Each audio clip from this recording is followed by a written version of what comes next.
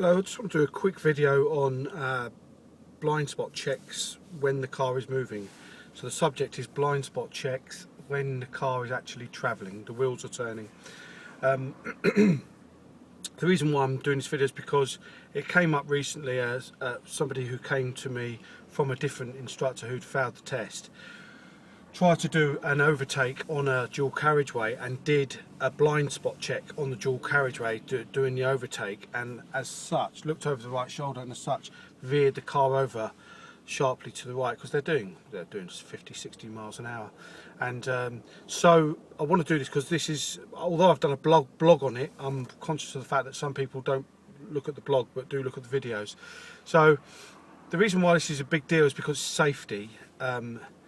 You can be travelling at speed, and such little movements, tiny movements of the hands, can result in quite severe changes in position in the car.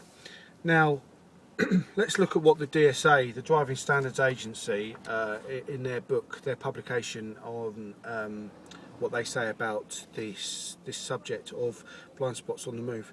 On occasions it will be necessary to check blind spots while you are on the move. Things like changing lanes, joining a motorway or a dual carriageway, manoeuvring in situations where traffic is merging from the left or from the right. They're the sort of times when you would be doing a blind spot check and the car is moving.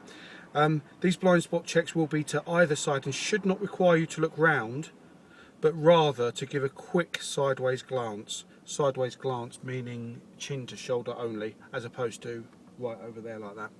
So quick sideways glance. Looking right round to check blind spots on the move is unnecessary and dangerous, especially when driving at high speeds. In the time it takes, you'll lose touch with what's happening in front. So this is the DSA. These are the people that are the examiners on driving tests, and they're very, very clear on that. Regular and sensible use of the mirrors will keep you up to date with what's happening behind. You will, however, still need to know when a glance into the blind spots is needed. So a driving instructor should be able to give you good indications as to when the timing of that, when it should be appropriate. So I'll give you a real life example. Is if you were coming onto a dual carriageway from an entry slip road, the sequence of actions that is needed is you look in your right mirror, you look forward. You look in your right mirror a second time, and because you've looked now twice into that right mirror, you've taken like a photograph, and your eyes can gather the information as to whether the traffic that is in lane 1 on the dual carriageway, whether they are gaining on you or whether you are actually matching their speed.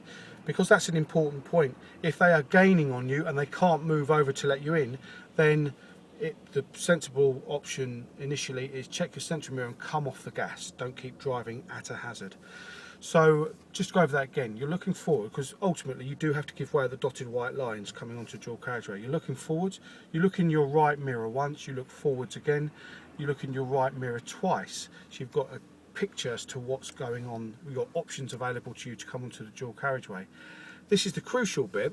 A chin to shoulder just out of this window here, looking out of your door window, is very, very good because your peripheral vision, I'm not asking you to actually turn your head and look out the back window, but your peripheral vision will spot whether there is a motorbike, for example, on the dual carriageway that you can't see in your right mirror. Remember, these side mirrors, this applies as much to the left mirror as it does to the right, are curved.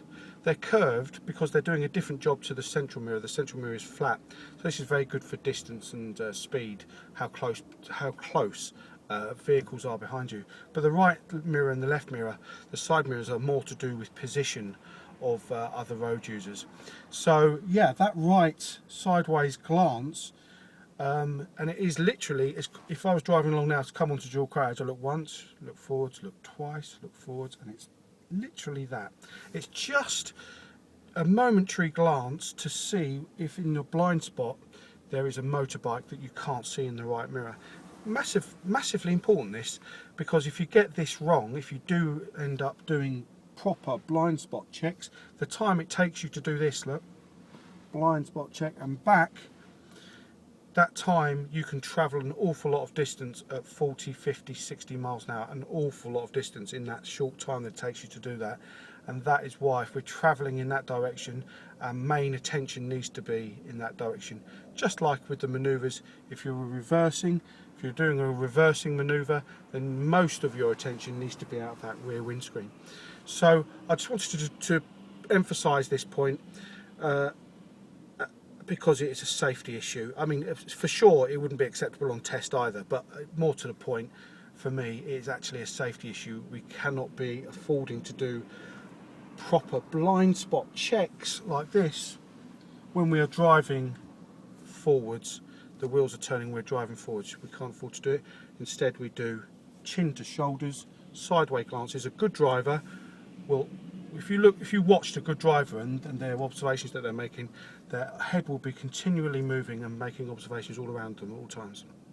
Any questions, any comments, just ping them on the below the video.